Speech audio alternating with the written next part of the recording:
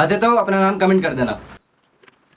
30 थेपले बनकर तैयार हो जाएंगे। और अब हम सारी चीजों को अच्छे से मिक्स कर देंगे। और ये लीजिए मसाले अच्छे से मिक्स हो गए हैं। डोरेमोन, क्या तुम सुनियो की नकल उतार सकते हो? ठीक है, अब मैं बिल्कुल सुनियो की तरह बोल कर दिखाऊंगा। मोमो वाला, चटपटे मोमो वाला आ गया, मोमो वाला।